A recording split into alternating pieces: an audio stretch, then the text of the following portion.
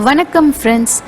நான் ஏற்கனவே சொன்ன மாதிரி 34 பொருட்கள் சேர்ந்த சத்து மாவு ரெசிபி இன்றைக்கி உங்களோட நான் ஷேர் பண்ணிக்க போகிறேன். அந்த 34 பொருள் ஒவ்வொன்றையும் நான் உங்களுக்கு முடிஞ்ச வரைக்கும் க்ளோஸ்அப் ஷாட்டில் ஒரு குட்டி வீடியோவாக நான் காட்டுறேன். ஒவ்வொரு பொருளோட பேரையும் சொல்கிறேன்.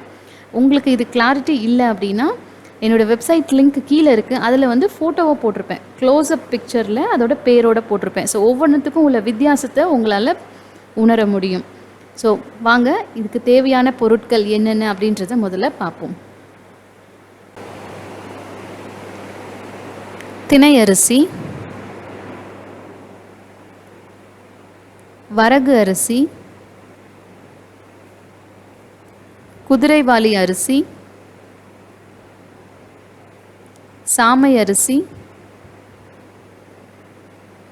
கைக்குத்தல் அரிசி, சிகப்பரிசி,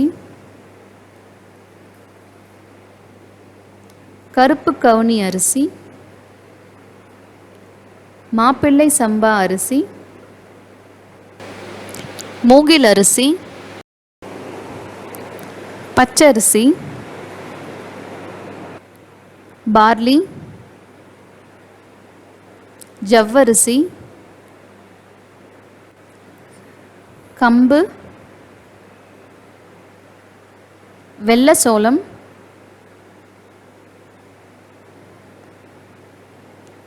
மக்கா சோளம்.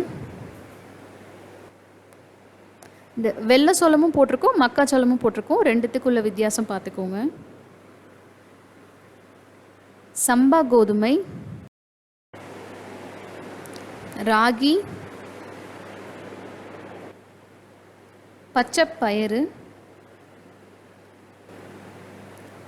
பச்சை பருப்பு, கருப்பு கொண்ட கடலை, கருப்பு உளுந்து, வெள்ளை உளுந்து, பொட்டுக்கடலை, உடைத்த கடலை, ராஜ்மா பயிறு, சோயா, வேர்க்கடலை, கசகசா, வெள்ளை எள்ளு, மிளகு, சுக்கு, பாதாம், முந்திரி, வெள்ளரி விதை. அவ்வளோதாங்க. இந்த 34 பொருட்கள் என்னென்னு பார்த்தாச்சுல. இதை ஒரு லிஸ்ட் எழுதி வச்சுக்கோங்க.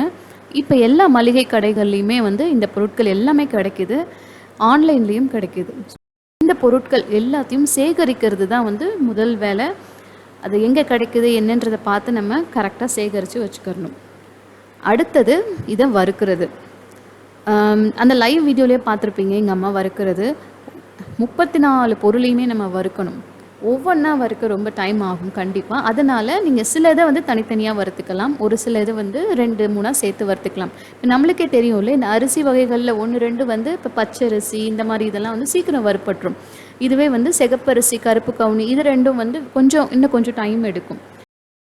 இப்போ இந்த சுக்கு எடுத்திங்கன்னா சுக்கு வறுப்பட ரொம்ப லேட் ஆகும். அதனால் ஒரு 2-3 பொருள் வறுக்கும் போது அந்த சுக்கையும் அதில் சேர்த்து நீங்கள் வறுத்துக்கோங்க. கடைசியாக ராகியை வறுத்துக்கோங்க. எல்லாத்தையும் விட ராகி வறுப்படுறதுக்கு கொஞ்சம் டைம் எடுக்கும்.